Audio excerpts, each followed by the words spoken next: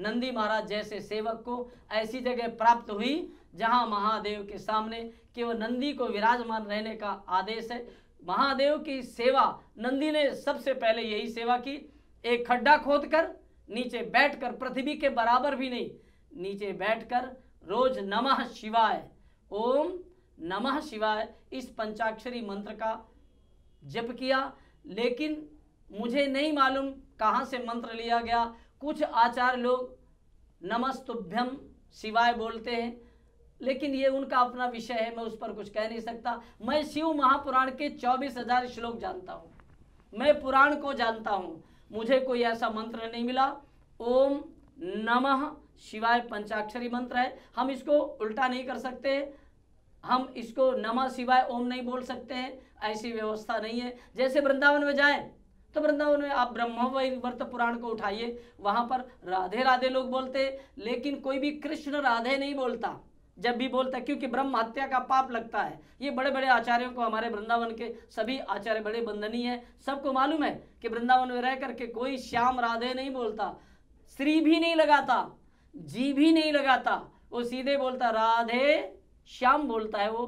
तो ऐसी स्थिति में देवादिदेव महादेव का एक श्रेष्ठ पंचाक्षरी मंत्र है जिसको माँ भगवती पार्वती जी ने मनाया, हजारों वर्ष तक तप किया, और माँ भगवती ने पूर्व जन्म में सती के रूप में भी देवादिदेव महादेव को मनाया, सोमवार का व्रत किया, देवादिदेव महादेव को हजारों वर्ष तक मनाया, तब माँ पार्वती जी का प्राकट्य हुआ दक्ष प्रजापति के घर में।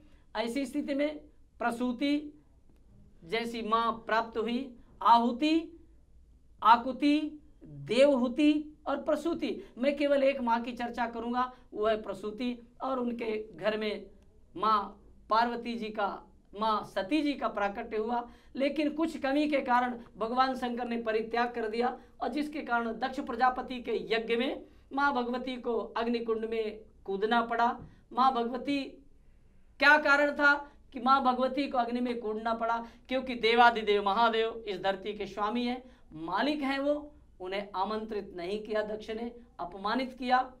नंदी ने कहा माँ मत जाइए, लेकिन पति का कहना ना मानना ही बहुत बड़ी गलती थी। मैं गलती नहीं निकाल रहा हूँ, ये तो व्यास जी को पूछना चाहिए आपको कि कथा में ऐसा ही आता है कि माँ नहीं मानी और गई। महादेव ने भी मनाया, मना भी किया, नहीं जाओ देवी, लेकिन गई। खैर मैं उस विषय को थोड़ा सा, उस कथा को ड्रॉप कर रहा हूँ, इसलिए क्योंकि यहाँ पर माँ भगवती ने सती अवतार में और माँ भगवती ने पार्वती अवतार में देवाधिदेव महादेव को मनाया।